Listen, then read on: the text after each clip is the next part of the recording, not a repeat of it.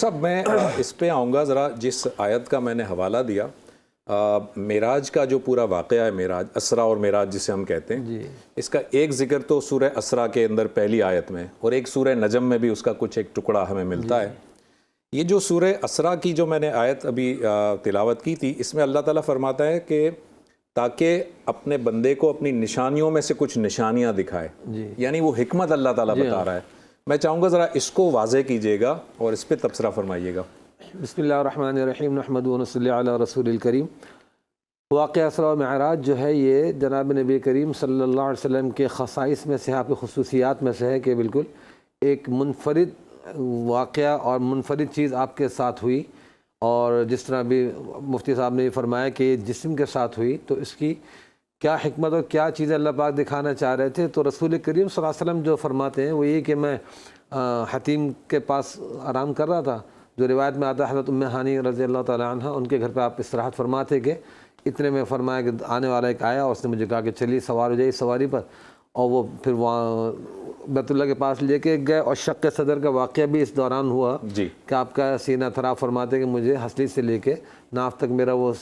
سینہ چاک کیا گیا اور میرے دل کو نکال دیا گیا، پھر سونے کا ایک تشت لایا گیا، اس کے اندر پانی ڈال کے اس کو زمزم لایا گیا، اس زمزم سے دھویا گیا، پھر اس کے اندر نور حکمت بھر دیا گیا، اور یہ کر کے آپ صلی اللہ علیہ وسلم کے سینہ تھر کو پھر دوبارہ بند کر دیا گیا۔ ایک نشانی تو بڑی نشانی یہ اللہ پاک نے رسول کریم صلی اللہ علیہ وسلم کو دکھائی۔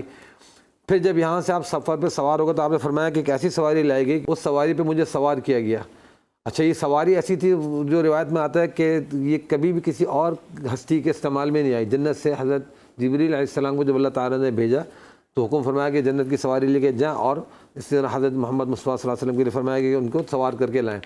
تو یہ سواری ایسی تھی جو پہلی مرتبہ رسول کریم صلی اللہ علیہ وسلم کے استعمال میں آئی، جس کو براق کے نام سے ہمارے یہاں سیرت میں یاد کیا جاتا ہے۔ آپ صلی اللہ علیہ وسلم اس پہ سوار ہوئے تو یہ تھوڑی سی اس میں ایک جلال آنے لگا، تو حضرت جبرائیل علیہ السلام نے فرمایا کہ بھئی تم پہ بہت بابرکت ہستی سوار ہیں، تو بہت سنبھل کے چلنا۔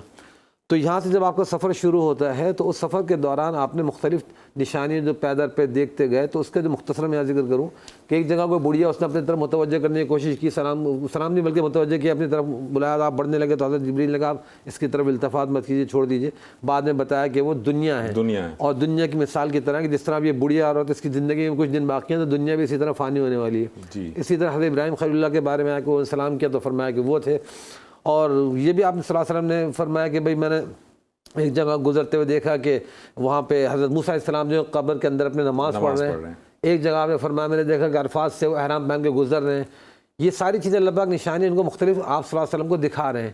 اور اس طرح آپ گزرتے آ رہے ہیں۔ آپ کو حضرت جبریل علیہ السلام نے 3 مقامات پر اتار کے نماز بھی پڑھوائی۔ ایک جگہ وہ فرمایا گیا یہاں اتریے 2 نفل پڑھیے، آپ نے پڑھ لیے، تو فرمایا کہ یہ مدینہ کی جگہ ہے، یہاں پہ آپ کی ہجرت ہوگی۔ پھر ایک بیت اللحم کے مقام پہ آپ کو وہاں پہ 2 رکعت نماز پڑھوائی انہوں نے، حضرت جبریل علیہ السلام نے، اور اسی طرح طور سینہ پہ بھی نماز بتایا کہ جی یہاں پہ اللہ پاک حضرت موسیٰ علیہ السلام سے ہم کلام ہوتے تھے۔ اب یہ ساری نشانیاں جو آپ صلی اللہ علیہ وسلم کو اس اسرا کے سفر کے دوران بالکل مشاہداتی طور پہ آپ کو دکھائی جا رہی ہے کہ یہاں سے آپ دیکھتے ہوئے پہنچ گئے وہاں پہ اپنے بیت المقدس۔ وہاں بھی پہلے آپ نے اتر کے جہاں سواری بنائی وہاں مسجد میں داخل ہو، 2 رکعت پڑھی، پھر اندر جب داخل ہو تو تمام انبیاء کرام علیہ السلام کا مجمع تھا۔ اب یہ وہ ساری بڑی بڑی نشانیاں ہیں کہ جس کو یعنی حدیث میں بڑی تفصیل سے آپ صلی اللہ علیہ وسلم نے بیان فرمایا ہے کہ وہاں جب یہ تو سب سے بڑی نشانی کہ تمام انبیاء کرام جمع ہیں، پھر ان کا یہ بھی آتا ہے کہ ایک تو آپ صلی اللہ علیہ وسلم نے امامت فرمایا ان کی، یہ سب سے بڑی آپ کی ایک اعزاز والی بات ہے کہ اولین آخرین جتنے بھی انبیاء کرام تھے ان کی امامت بھی فرمایا۔ آپ میں پھر یہ بھی آتا ہے کہ ان میں جو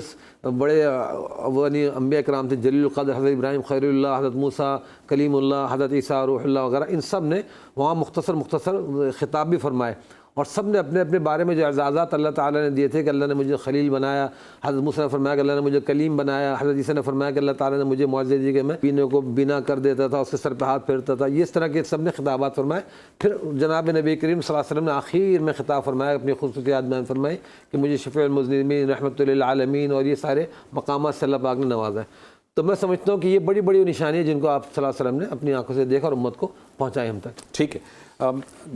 مفتی صاحب، یہ جو ابھی فرما رہے تھے ڈاکٹر صاحب، ہم تھوڑا سا پہلے واقعاتی تفصیل کو دیکھ لیتے ہیں، اس کے بعد اس کے پیغام کی طرف آئیں گے۔ تو واقعات میں آپ نے فرمایا جیسے کہ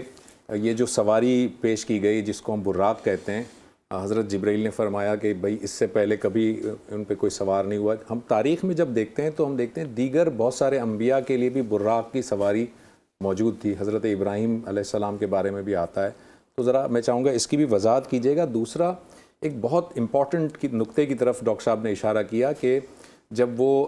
حضرت ام ہانی کے گھر پہ تشریف فرما تھے تو آپ کو جو ہے وہ حضرت جبرائیل علیہ السلام آئے, پھر آپ کا سینہ مبارک کو چاک کیا گیا, اس میں حکمت بھری گئی. تو سوال یہاں یہ پیدا ہوتا ہے کہ حکمت بھرنے سے کیا مراد ہے, کیونکہ آپ تو سراپا حکمت ہیں, آپ تو ہمیشہ سے حکمت تھے, تو مزید حکمت بھرنے سے یہ ذرا میں چاہوں گا ناظرین کی وضاحت کے لیے فرمائیے گا. جی, آپ نے بہت اہم جانب توجہ دلائی ہے. دیکھیے کہ نبی کریم صلی اللہ علیہ وآلہ وسلم کے جو معراج کے واقعات ہیں جو کتب احادیث میں بیان ہوئے ویسے ہی ہیں, لیکن یہاں یہ بات بھی ذہن نشین رکھنی چاہیے ہمارے ناظرین کو کہ ہم وہ لوگ ہیں جو یہ کہتے ہیں کہ نبی پیدا ہوتے بالقوہ بالفعل نبی ہوتا ہے, اعلان نبوت بعد میں ہوتا ہے. حضرت عیسیٰ علیہ السلام نے تو پنگوڑے میں کہہ دیا تھا کہ انی عبداللہ آتانی الکتاب وجعلنی نبیا وجعلنی مبارکہ. تو یہ باتیں ہمیں پیش نظر رکھنی چاہیے. باقی یہ ہے کہ یہ اللہ رب العالمین کا کرم ہے کہ اس نے کب کیا اعزاز دیا, کس طریقے سے نوازا, یہ تمام. لیکن یہ بات جو آپ نے فرمائی کہ نبی سراپا حکمت ہوتے ہیں, اس میں تو کوئی دو رائے نہیں ہے. یعنی اعلان نبوت کے بعد سے, اس سے پہلے بھی اور اعلان نبوت کے بعد سے اعلانیہ جو معاملات ہوئے وہ سر انجام دیے گئے. یہ اعزازات کی بات تھی. تو نبی کریم صلی اللہ علیہ وآلہ وسلم جو حضرت ام ہانی کے گھر سے, جیسے حضرت نے ابھی فرمایا, مسجد اقصیٰ تک اور وہاں انبیاء کی امامت کی بابت, یاد رکھیے کہ حضور علیہ السلام کا ایک فرمان ہے, انا امام المرسلین لا فخرہ, میں نبیوں کا امام ہوں, اس پر فخر نہیں کرتا. تو میرے ذہن میں یہ بات آتی ہے کہ فخر کی بات تو ہے, فخر کی بات تو ہے. موسیٰ پیچھے کھڑے ہیں, وہ اللہ سے کلام کرنے والے اتنے بڑے پیغمبر, ابراہیم, اسماعیل, یوسف, یونس, دانیال اور جناب یوشع, نوح, جناب حضرت آدم, یہ سارے پیچھے. آپ مقتدا ہیں, وہ مقتدی ہیں, بات فخر کی ہے, کرتے کیوں نہیں؟ تو عشق جواب دیتا ہے کہ یہ حضور کے لیے فخر کی بات نہیں کہ وہ نبیوں کے امام بن گئے, یہ تو نبیوں کے لیے فخر کی بات ہے کہ امام المرسلین ان کے امام بن گئے ہیں. سبحان اللہ. تو یہ باتیں ہمیں بہر صورت واقعہ معراج میں پتہ لگتی ہیں کہ ہمارے نبی کا مقام و مرتبہ کیا ہے, آپ کی رفت کیا ہے. اچھا, اس میں یہ بھی ڈاکٹر صاحب میں عرض کر دوں کہ کسی نبی کی تنقیس مقصود نہیں ہے ہمارا, ہم تمام نبیوں کی عظمت کو سلام کرتے ہیں, اور نبی کریم صلی اللہ علیہ وسلم کی جو شان وراء الورا ہے اس کو ہم جو ہے وہ اس لمحے پیش نظر رکھے ہوئے. اور نبی علیہ السلام کو جو معراج عطا ہوئی ہے, باقی انبیاء کو بھی معجزات ملے. اب دیکھیے کہ کلیم اللہ جناب حضرت موسیٰ علیہ السلام ابھی بتایا گیا, تو وہ جب اللہ سے کلام کر رہے ہیں, ہم کلام ہو رہے ہیں, تو ہم کلام ہوتے ہوتے ویسے بھی ہم کسی سے ٹیلی فون پہ بھی آج کل بات کر رہے ہوں تو ایک دن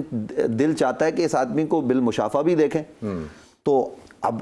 حضرت موسیٰ علیہ السلام نے کہہ دیا نا, رب ارنی انظر الیک, تو جواب کیا آیا, لن ترانی, موسیٰ تو نہیں دیکھ سکتا. یہ نہیں کہا کہ کوئی نہیں دیکھ سکتا, کہا موسیٰ تو نہیں دیکھ سکتا. تو فلما تجلی ربہ للجبل جعلہ دکا وحر موسیٰ صعقا,